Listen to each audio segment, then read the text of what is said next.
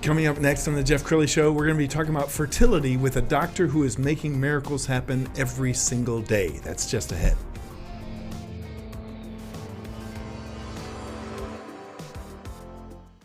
Many are predicting that the worst is yet to come, which is unfortunate, said one person here. Until now, they've enjoyed the reputation of being the nation's icebox. Watched a burglar in his home this morning by webcam. As a journalist of over 25 years, stories are what make my world turn. Reporting live from the Dallas newsroom tonight, Jeff Crilley, Fox 4 News. But in 2008, I took the jump from my familiar life and started a PR firm from my home. We're talking about anyone with a camcorder like the one I'm using becomes a television network. We started slowly growing the company, and we now have over 100 clients, and we've branched into the world of live digital broadcasting. I now own 8 different TV studios and have a huge team, and the stories that I now get to share are sometimes the most important of my life. Life has a funny way of coming around full circle. This is the Jeff Crilley Show. Well, when you go into the practice of medicine, there's a lot of areas you can specialize in, but I can't think of a more rewarding career to go into than fertility. Joining me right now, the founder and medical director of Fertility Specialists of Texas, Dr. Jerald Goldstein. Thank you for coming on the show. Hi, Jeff. Thanks for inviting me. Well, I think about your gift, the gift that you give to couples. What does that feel like? I mean, couples that have been struggling to get pregnant for years, and then they come to you, and you're able, through the grace of God, to give them a child. What does that feel like? It feels very good. It's amazing when couples come to see you how hopeless they feel, and they've oftentimes maybe been seeing their OB/GYN, going through a lot of different treatments, and oftentimes they don't feel like they're ever going to be parents. And so a lot of times, when you see a couple, you're able to get an idea of how what the chances are of them being able to get pregnant. And I always tell them, I'm like, we're just trying to create the opportunity, right? I mean, there's more than just us that are making, that make it happen, but it's like we just want to create the opportunity. And so oftentimes when you do that, that makes a difference, and patients get pregnant. And this becomes very personal, because I know often you get to give the good news, or sometimes you're giving the news that no, it didn't happen this time.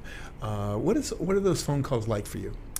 Well, obviously the best ones are when you're given the good news, because it's like that they're one step closer to holding a baby.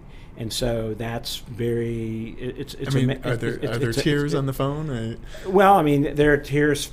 Yeah, I mean, there are a lot of times from patients that you're talking to, in particular. I would have to say that the most special part of or one of the things that I really enjoy doing is when you're doing like an ultrasound, which we frequently do, like at 7 weeks pregnant, and a lot of times you take the regular measurements and then you put and then you start measuring the heart rate, and so the patient doesn't necessarily know that that's what I'm getting ready to do, but as soon as they hear the heartbeat, and you look at the mom, and she's in a different place. Wow. She knows that she is. It's like that, and then oftentimes she is very, emotional, because it's like, it's an amazing, process from that time to, actually when she's holding the baby. Yeah, and I don't know if the camera's picking it up, but Dr. Goldstein's eyes are getting moist, and I love that. It never gets old, does it?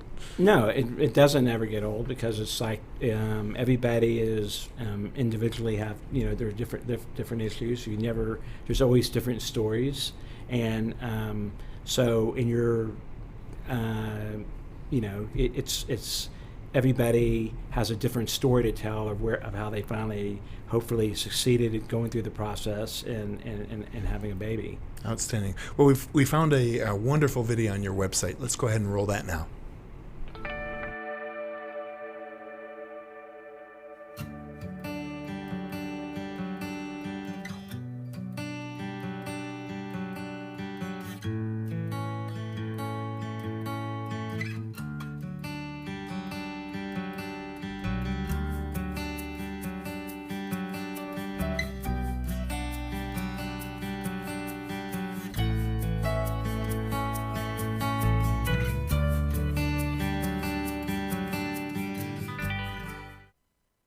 experienced within that year 3 pregnancies and then 3 miscarriages. So obviously we had a lot of questions. I know for me it was just heartbreaking. It was like every time you got your hopes up and you're so excited and you want to tell people and you do tell people, and then come to find out you miscarry, and then you have to tell those people it's just kind of like this big snowball effect of misery really through the whole process. And then just not knowing why it's happening is even worse, because you have no control over the situation. It's a letdown, and it's really tough, especially when you see other people around you getting pregnant and having successful pregnancies. Of course, you're happy for those people, but then it just has that sting to it. It's, it's just, wanting something that you just can't acquire at that time. Yeah, I think it was, it's harder because, my body didn't go through anything. I don't know what she's feeling, and, there's, it's a different emotional attachment for her. So just not knowing how to be there for her other than be there and work through it and try to figure it out. And, some of the similar things, it was hard for me too, because we told our oldest, and then she got excited, and then, just explaining that life process to her, it was hard and emotional as well. But yeah, I think just the biggest thing was just trying to be there for her, and it's a little different not knowing.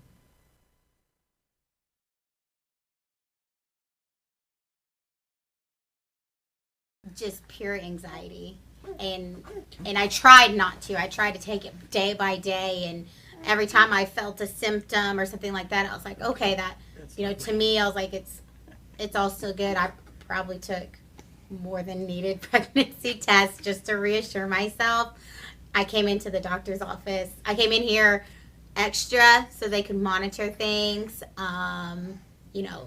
Any little thing, any spotting or any headache or anything like that, reminded me of the miscarriages. It was frightening. So I will say, but once we hit that second trimester part, that was really when I felt I could relax and breathe and just enjoy every morning. I made a commitment to just enjoy it, and yeah, it was it. In the end, I think we'd do it 1,000,000 times over, because it's all worth it.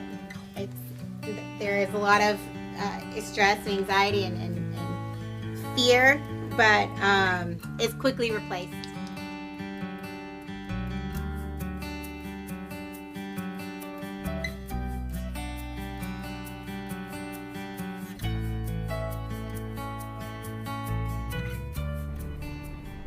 Wow, that is so cool. And you guys just celebrated 15 years. Do you ever get a chance to see the patient or the child years later? Well, so actually we, I don't remember how many years ago when we had our last, we were having yearly baby parties, Mm-hmm. and that's I still remember, and I tell Tessa this, when we were, our main office is at Baylor Frisco, and it's like that, my wife showed up and was asking me what all these people were doing standing around me. She was like, what? I've never seen anything like this. And then someone said, well, they're here to see you. And she's like, are you kidding me? You know what I mean? But the thing is that but it is pretty amazing, because that is pay, basically. You know what I mean? I mean, that is because really that's making a difference. And I mean, it's that you are, it's very fulfilling. And so it makes it worth it for us. And it's also the whole team. It's not just the doctor. It's the whole team that really makes a difference, to kind of give someone the encouragement to continue on, and to talk to them and hold their hand through the process. That's what we try to do. That is so inspiring. Well, it seems like if you had chosen a different area of medicine, it wouldn't be nearly as fulfilling as this. Which is why I went into what we're doing now, because I'm like, it's amazing. It really is. Cool. It's amazing. Well, tell me about COVID-19, the pandemic. How did it impact your business? Well, it's impacted our business. One is because we used to see patients in our office for their initial visit, and we would sit and talk to them for 30, 45 minutes, and now we do that over Zoom. So it actually has been, there's nothing positive that's come out of COVID, but I think it's definitely transformed medicine from the standpoint that now there's going to be a lot more telemedicine. Sure.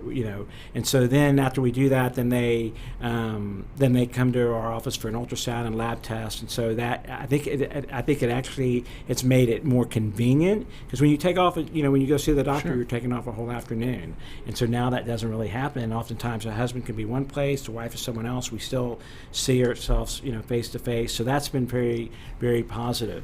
I think that but in other ways, it has made it where, for example, we used to, we used to spend a lot more time face to face, and we're not doing that as much as we used to.